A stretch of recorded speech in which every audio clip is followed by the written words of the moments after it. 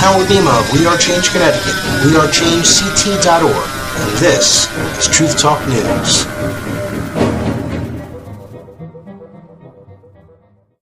As Congress returns to supposedly do the work of the people, we had a long-time stenographer speak some serious truth. House members are making their historic votes, and other drama unfolded right in front of them. Diane Reedy, a longtime congressional employee, had to be removed after she began shouting. Lawmakers said she was yelling about the House being divided and the devil. Reedy was questioned by police. She was then taken to the hospital to be evaluated. He will not be mocked. He will not be mocked. Don't touch me. He will not be mocked. The greatest deception here is this is not one nation under God. It never was. Had it been, it would not have been. No. It would not have been.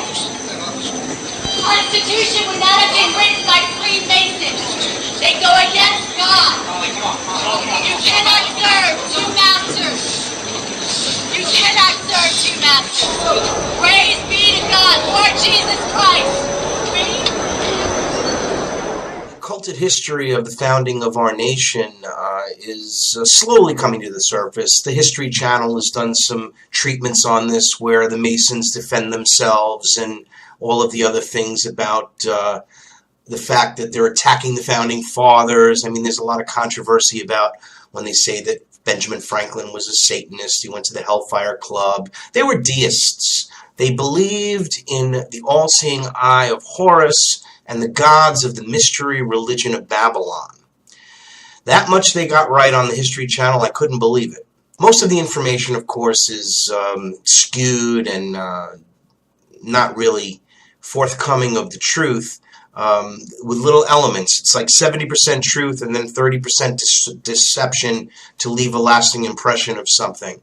That's what you get when you watch any of these shows on Freemasonry or the New World Order on television. You're not going to get the truth, but you'll get segments of it. One of America's most important founders was a man named Charles Thompson, who was said to have been closer to the events and people of the American Revolution than any other man of that era. Thompson was the congressional secretary from 1774 to 1789, all the way through the Revolution and the establishment of the federal government.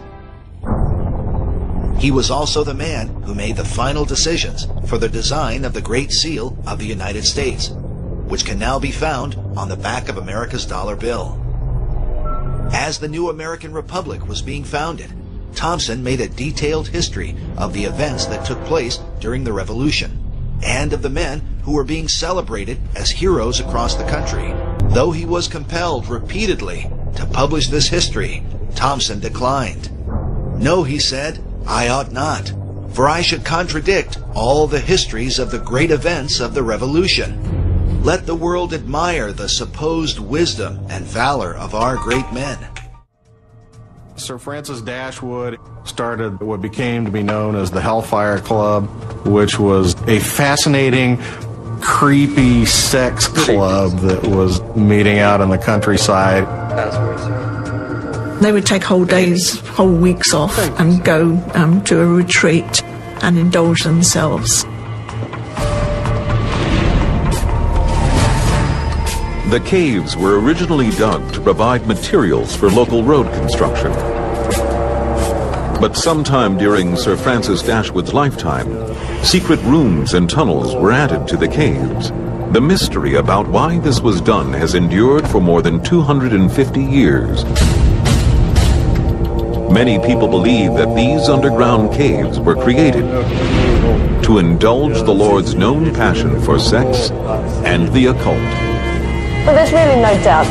The gentlemen that were associated with the club were men of great privilege, and with that privilege comes the capacity for them to entertain themselves in a manner in which they choose.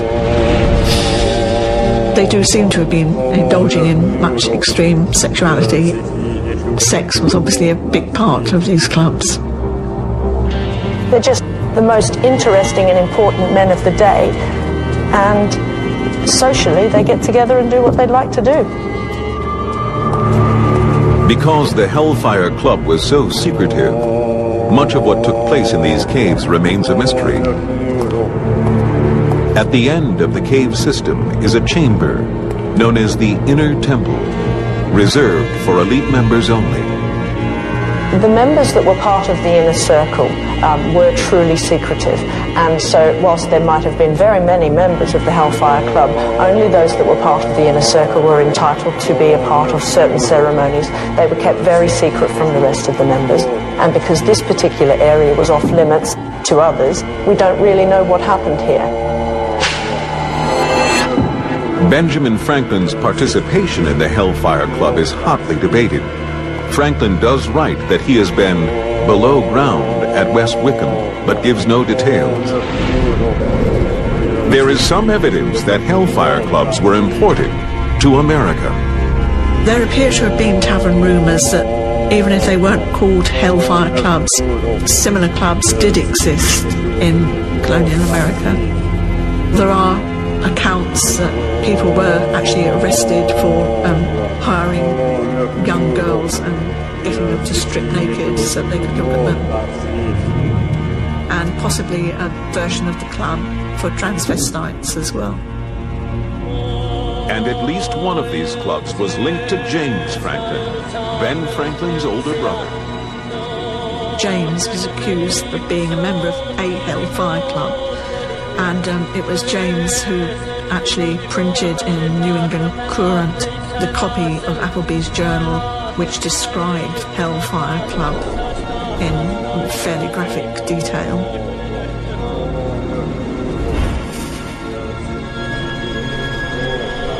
While it's a tenuous connection between Ben Franklin and the sexual deviance of the Hellfire Clubs, there's nothing debatable about the Founding Fathers' connection to this. In 1998, workmen in the basement of Ben Franklin's London home found a human bone. They dug deeper and found more bones and more. Fingers, skulls of men, women, children. Altogether, they discovered over 1,000 different body parts. Bill, I know what happened last night. And I know what's been going on since then.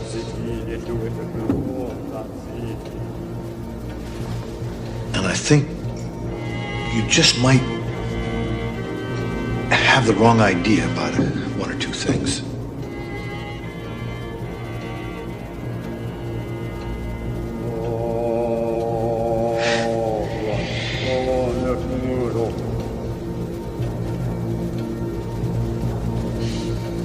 Okay, he had a bruise on his face. That's a hell of a lot less than he deserves. Listen, Bill, I don't think you realize what kind of trouble you were in last night. Who do you think those people were? Those were not just ordinary people there. If I told you their names, I'm not going to tell you their names, but if I did, I don't think you'd sleep so well. You know that's what we're here to do. Let's tell the story. Well, he says my boss was part of a group. They called themselves, what I was told was the B'nai HaNephilim, the sons of the fallen, disciples of Lucifer. And just so that you understand, they believe that the God of the Bible is evil. And they believe that Lucifer is good. This is your boss's secret cabal. This is their believes secret. that the God that we all know is the bad guy. Is the bad guy. That spear is the one that they believe when the temple is rebuilt in the city of David, their man, the person that they had handpicked, was at some point going to walk into the Holy of Holies, take a blade and shed his own blood, and then proclaim himself to be the Messiah. And then these sons of the fallen, they plan on ruling the world. They believe it enough to not only be willing to kill for it, they believe it enough to die for it. And right now, they're trying to move in Jerusalem to make that new temple rise. Yes. So that this next coming happens. Yes. And that they will have, therefore, control of this world. Yes. We found almost 1,200 pieces of people, one of which was a fetal skeleton. It was the wording in Article 1, Section 8, Clause 18. Congress shall have the power to exercise exclusive legislation in all cases whatsoever. Notice those are the exact same words as are in the Declaration, to be the very definition of tyranny. And yet 11 years later, the same Masons are now giving that power to Congress. They gave Congress tyrannical power.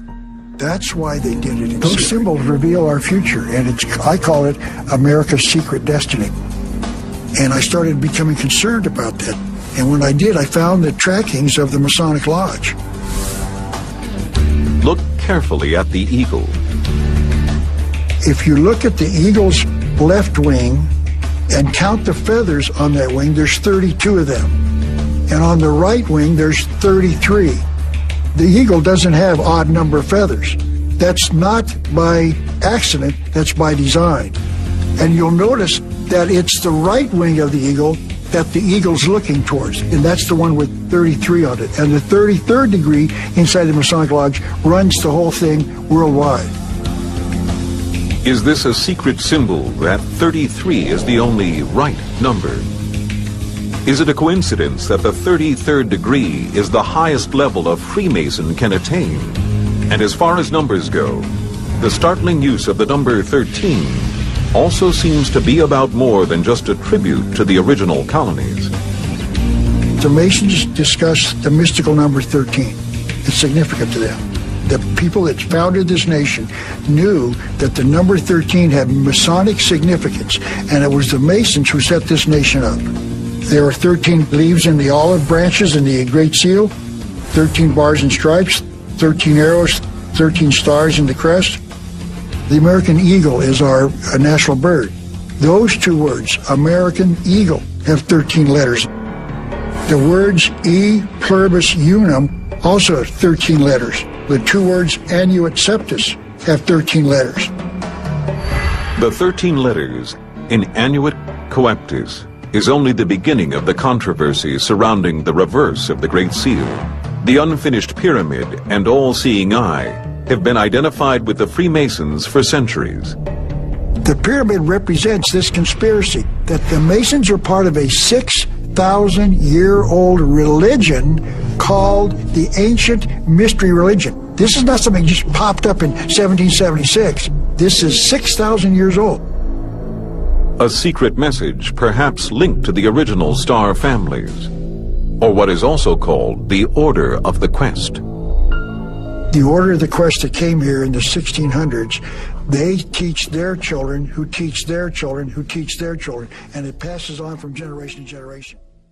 Those who worship the mystery religion of Babylon believe that Adam and Eve were cast out of heaven by a cruel and vindictive God who held from them the secrets of the universe via the tree of knowledge, and Lucifer freed them from bondage in the Garden of Eden by giving them knowledge. And the Nephilim worship Lucifer, the savior of humanity. And from out of the darkness of ignorance came the illumination of knowledge. The illumined believe that Lucifer is the son of the morning star who brought humanity from darkness into the light of knowledge. Naysayers point out the pyramid and all-seeing eye didn't appear publicly on money until the 20th century, diluting the symbol's real influence. But this is the same symbol printed on a U.S. $40 note, dated 1778. Thank you for watching Truth Talk News, where news the mainstream media ignores is the top story. For more truth, subscribe to Freedom First Films on YouTube and Truth Talk News on livestream.com.